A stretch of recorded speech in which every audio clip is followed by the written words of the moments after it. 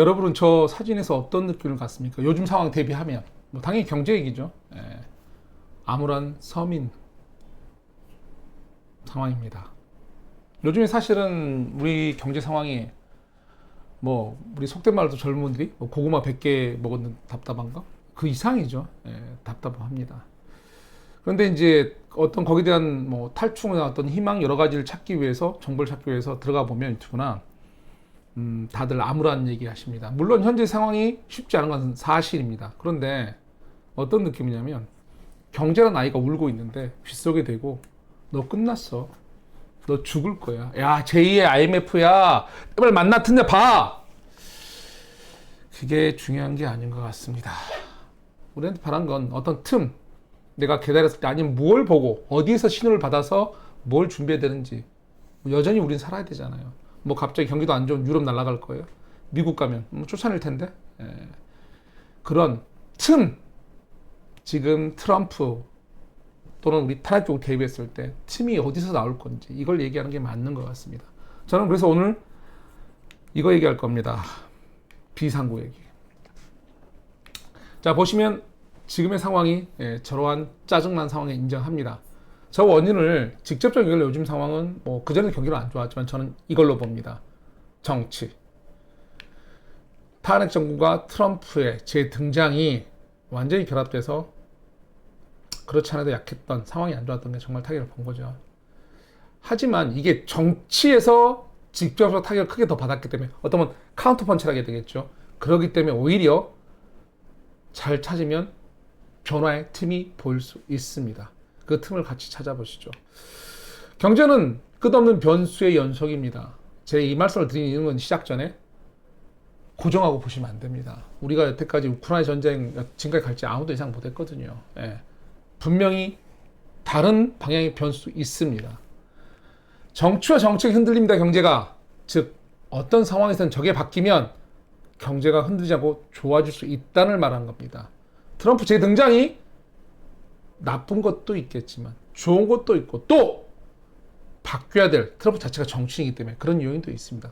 그게 어떤 게 그게 기준인지 한번 보시자고요. 그래서 비상구를 찾는 게 오늘 목적입니다. 자, 시작은 이 기사로 시작하겠습니다. 올해 세계 물가 20% 오를 수도. 얼마요? 물가요. 근데 중요한 건 세부 내역에서 이 단어였습니다. 제가 집중한 단어는 생활 필수품. 왜냐면 제가 트럼프가 어떤 변화할 수 있는 변수의 가장 기준은 서민 경제, 물가, 그 다음에 그들의 취약한 재무 안정성, 이겁니다. 거기에 대해서 오늘 좀 얘기를 할 겁니다. 그리고 우리는 이제 다른 얘기를 하겠죠.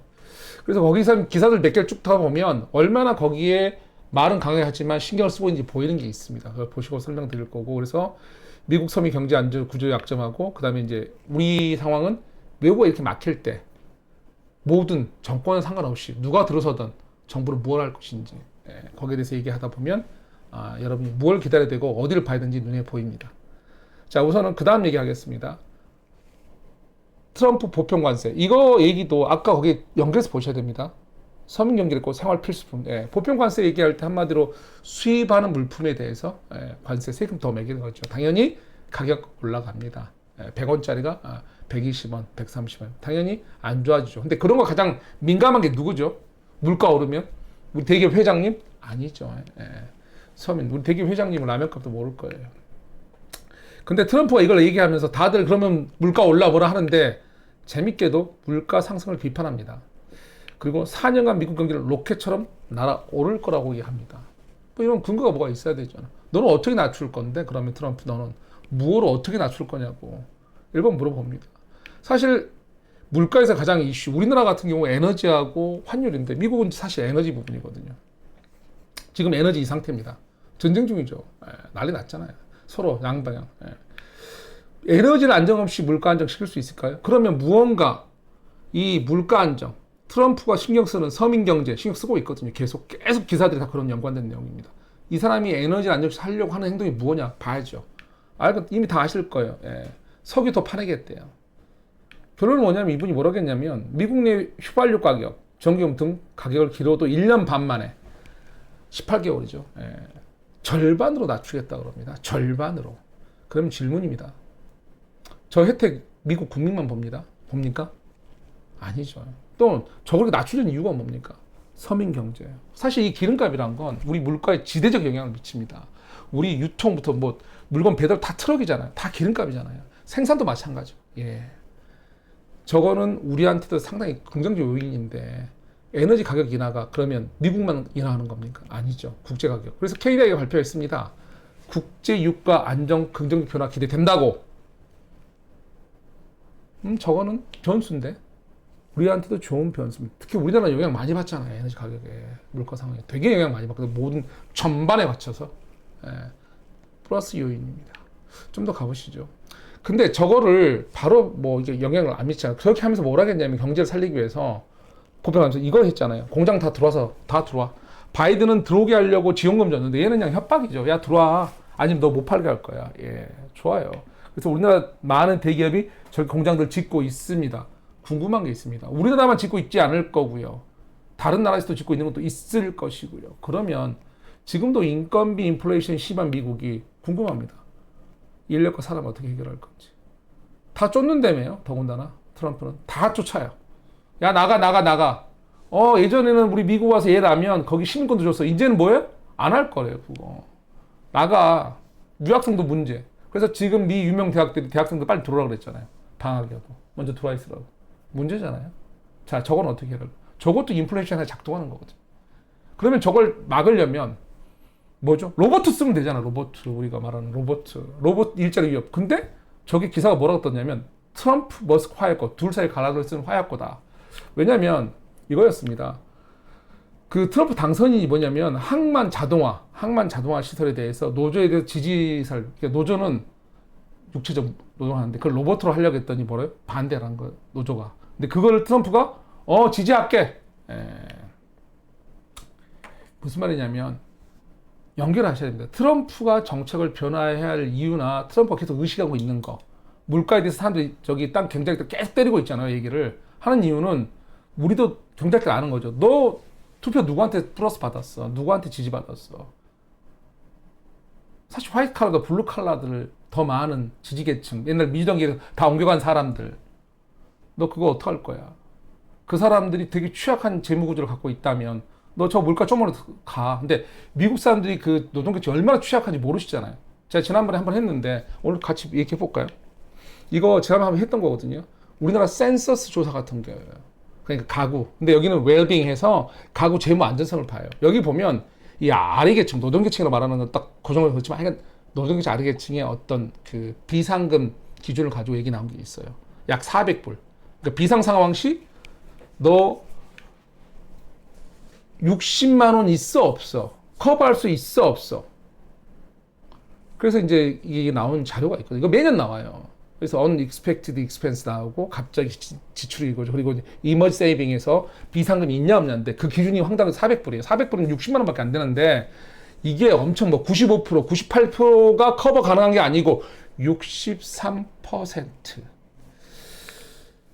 그러면 37%는 없네. 근데 미국 인구 37%는 1억 2천만 명이에요. 왜?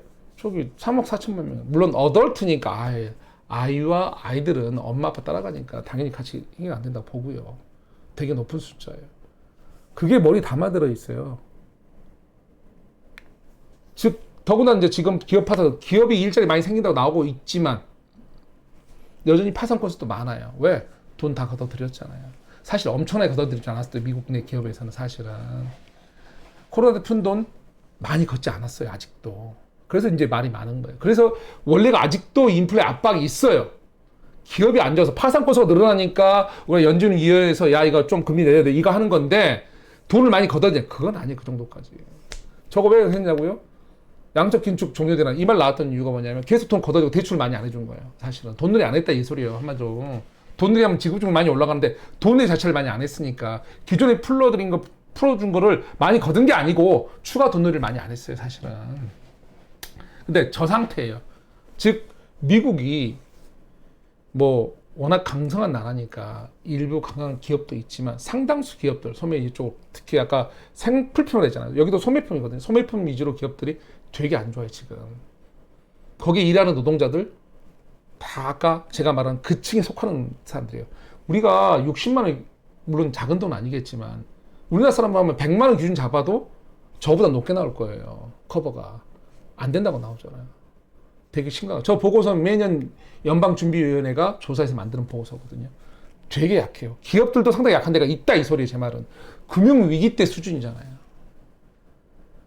강공만 계속 하기에는, 그러니까 우리가 보통 정치니까 엄포 선거 여러 가지 있는데 그것만 하기에는 만만치 않은 상황이 있다, 내재돼 있다. 어디에? 미국의 어떤 국민들 어떤 재무안정성 구조에서.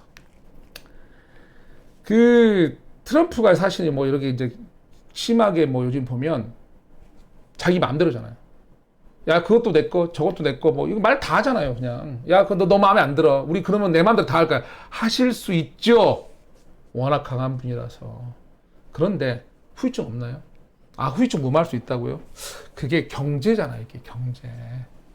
사람이 소비하고 사람 숫자도 여러 가지 경제. 우리가 사실 중국을 중국 사람들 한국 너무 짜증나는데도 불구하고 무시 못했던 이유는 쪽수, 소비, 이런 거잖아요. 이게 문제가 있는 거거든요, 사실은. 지금 이 상태로 뭐 고립? 약간의 그런 식. 고립은 아니어도 왜 뭐 이게 고립을 꼭 노린 건 아니지만 미국을 완전히 고립도 못 시켜요, 사실 전 세계는.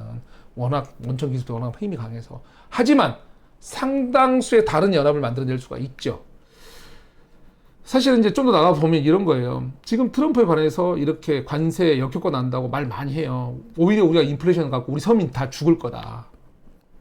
왜냐하면 이게 역효과 만드는 게 또 그것도 있지만 그러면 각자 나라들은 뭐예요? 살 길 찾아야 되잖아요. 아, 트럼프 저러는데 싸워볼 수는 없고, 아씨, 야, 너 따로 모여봐. 따로 모여봐. 우리 뭐 해야 되잖아요.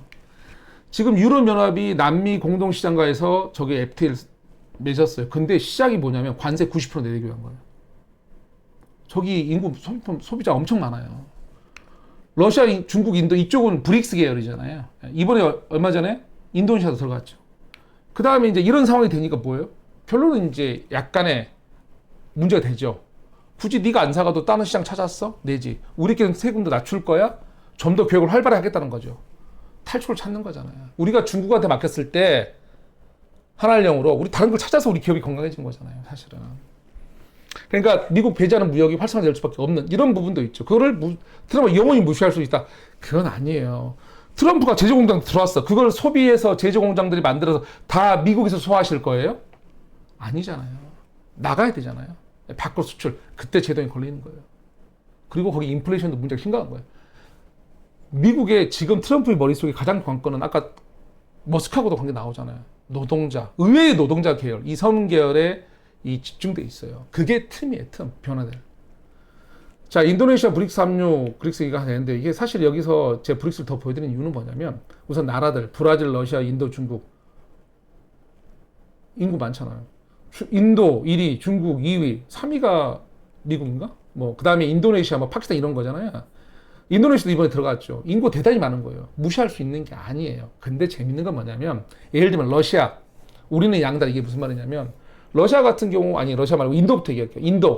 인도 가면, 우리 삼성, 뭐, 핸드폰, 현대차 되게 잘 나가고 있죠. 자, 우리나라 기업들.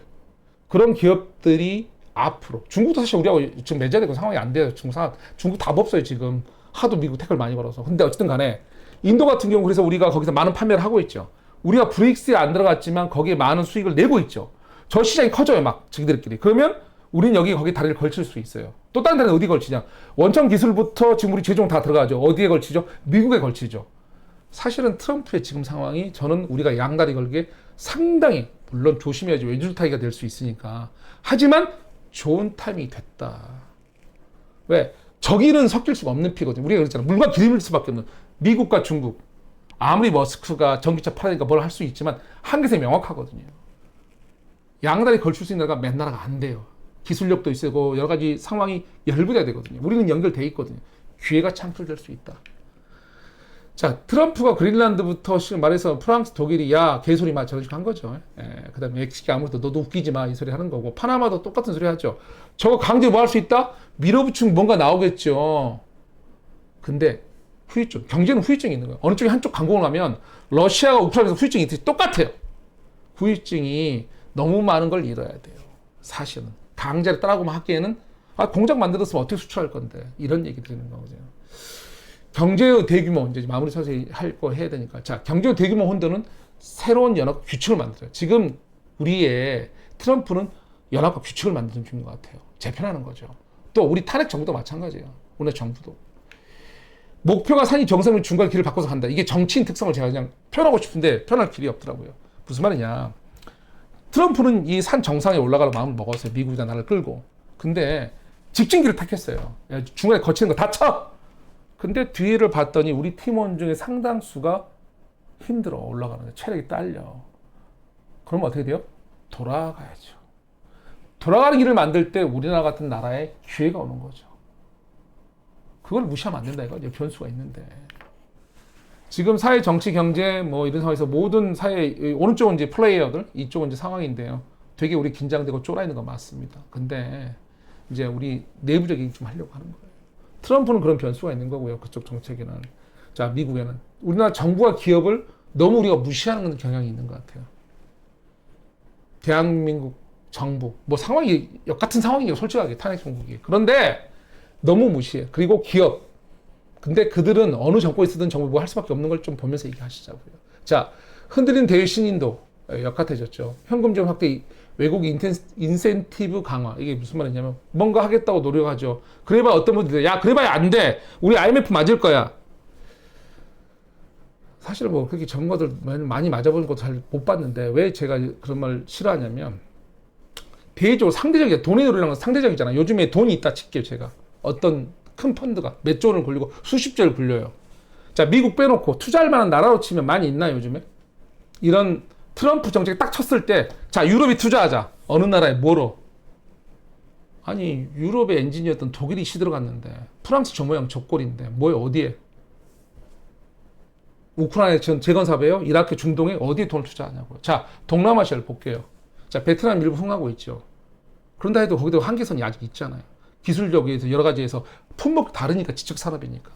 무슨 말이냐면, 상대적으로 여전히 대한민국이 혼돈의 정세, 정치가 혼란스러운 거지 여전히 대한민국은 상대적 투자에 봤을 때 메리트가 있다 없다? 상당한 나라예요.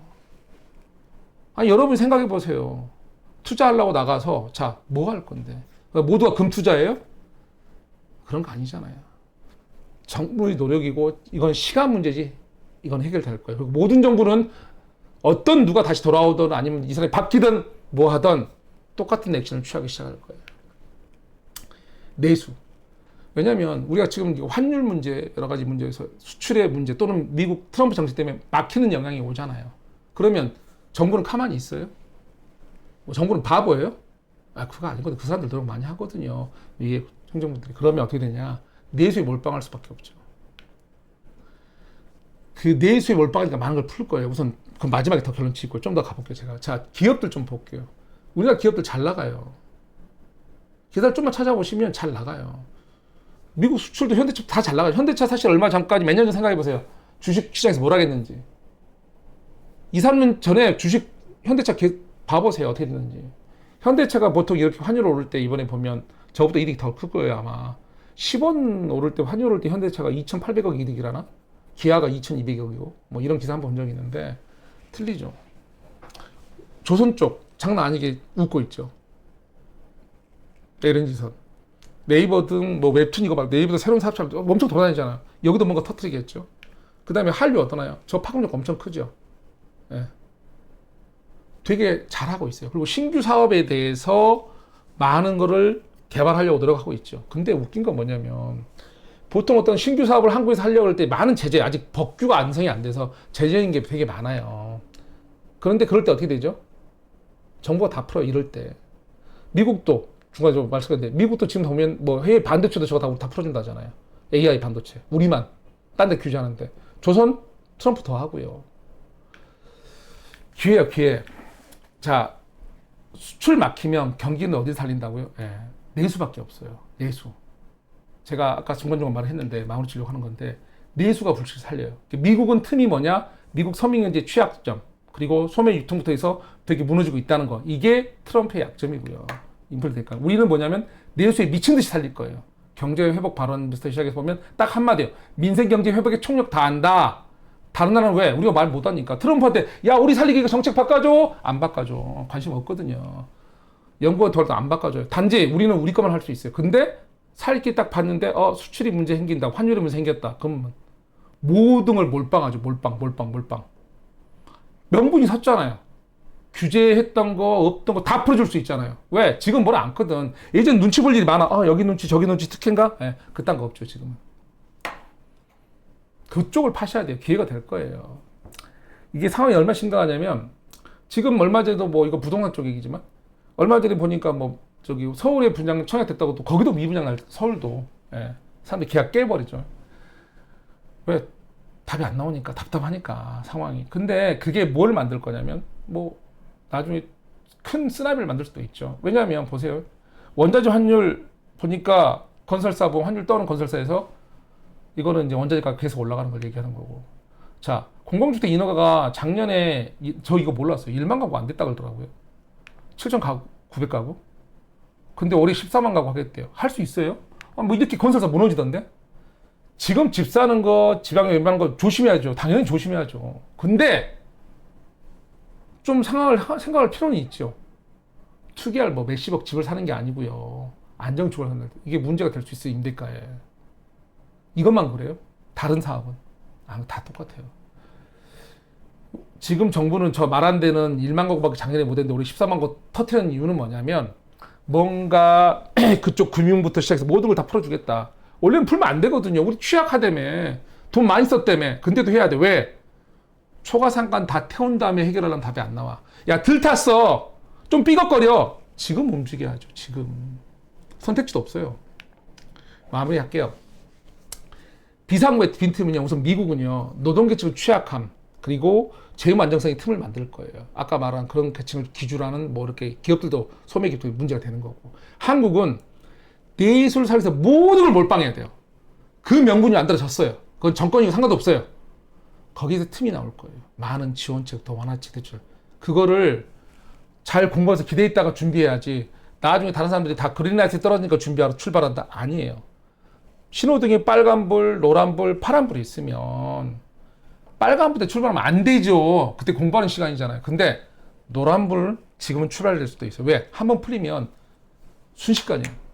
여러분 계곡 같은 데 가서 비가 왔을 때요. 물이 서서히 불어오르나 이렇게? 아니죠. 이 줄기에서 모이고 저 줄기 모여서 어느 시점 되면 왕창 한 번에 순식간에 뭐 1분 만에 무릎 차오르고 위로 올라요. 그래서 죽는 거거든요. 돈이 그래요. 이것저것 다 완화주다 보면 서서히 풀린 것 같은데 순식간에 와요. 그래서 여러분이 귀 쫑긋 눈을 보고 그걸 관심 갖고 희망을 보고 밑을 보지 말고 보고서 노력하고 있어야 돼요. 너무 다 죽어라 하길래 오늘 틈 있다라고 말씀드리고 싶어서 오늘 주제를 해봤고요. 다음에 다른 거 찾아뵐게요. 감사합니다.